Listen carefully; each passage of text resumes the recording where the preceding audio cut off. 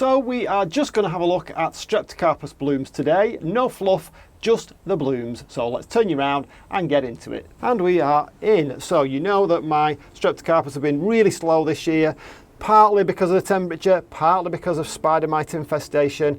So we are in July and we normally have had blooms for several months, but they're only really just getting into their own now. So we've got Bethan here, always a really nice one. Moving along here, only just getting going this one, and really I think that one's still suffering from a little bit of spider mite. Not a great deal yet in bloom there. Another one which is a new one, which is just about to come in bloom, Harlequin lace. But let's move over to the other side where the real blooms are beginning to take hold. So I'll start off with the ones that they've got up the top here that you've probably seen them before if you've looked at my Streptocarpus. We've got pink laylet there. We've got polka dot purple there, always a favourite, that one. Love that one, beautiful, beautiful blooms. Up at the top there, we have a couple of duplicates. I really must get rid of these duplicates. The purple one again, polka dot purple there. This one is Katie with the really dark purple blooms. This one is Titania. Again, I've had these for a while. This one is Crystal Ice. Again, this one is just getting going. That will be absolutely covered by the end of the year. Okay, so this is really where it's at. So a fairly new one. And you can see how this one is completely different from each of the blooms. So you've just got that edging there of, I suppose it's kind of bluey purple, but on this one, only like a real slight tinge at the edge there. But I really like this one. I can't remember what it's called, as always. These are all looking really, really healthy. It's a Fleischl hybrid, Streptocarpus roulette azure. Wow, now that is a really nice one. Very happy with that one. Now you might have seen that one a few weeks ago. That one is, let's find the label for that one. DS Aramis, and then over here we have Harlequin Dawn. These are really ready for going over, as you can see there, so they're not looking the best. We've got DS 1126, not really open properly yet, just beginning to open. We've got a white one there, which I can't remember the name of the white one. Let's just move on. That one is, these need a water really. Harlequin Lace. And then moving on, a little bit more of the Crystal Ice.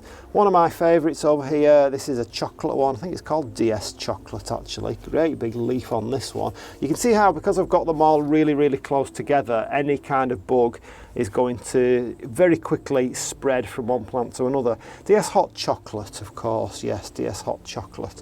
Another gorgeous one there. If you're not growing Streptocarpus yet, you really, really must. If you're into house plants, these are fabulous. So that is Leah. And then over here we have Ambient. Again, another new one for me. A lot of these are new this year.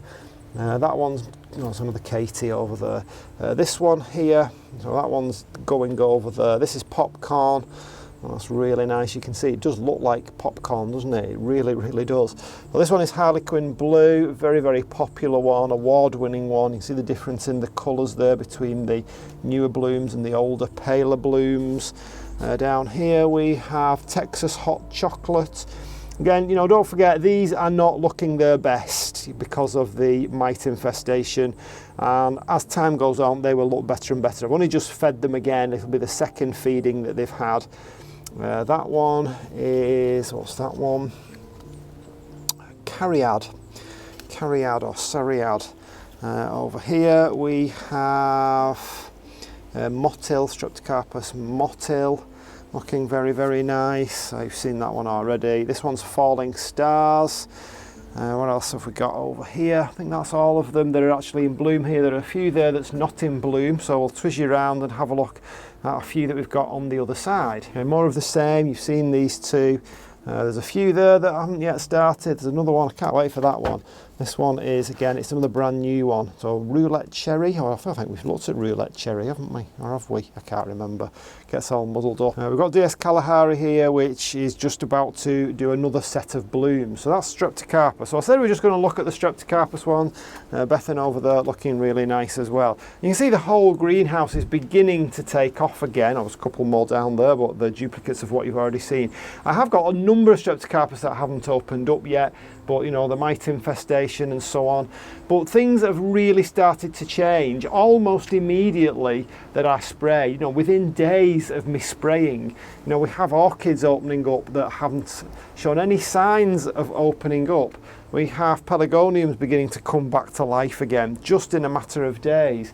We have things like this over here, this Dendrobium cuthbertsonii, really beginning to put some new growth on and some really deep green leaves. I had no idea they had a spider mite on them. Impossible to see when you're talking about such small numbers. Everybody thinks you need massive infestations to make a difference. Well, you don't. You only need half a dozen mites on a leaf on certain plants, a lot of these plants it seems, and they will start to, you know, really suffer for it.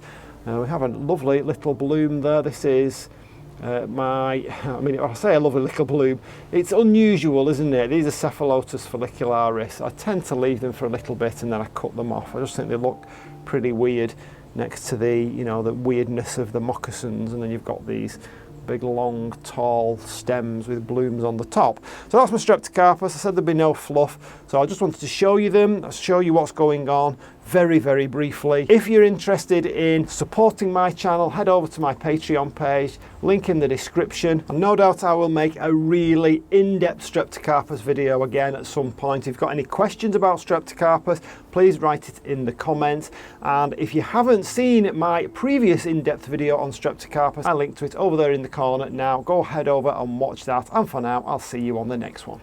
Bye.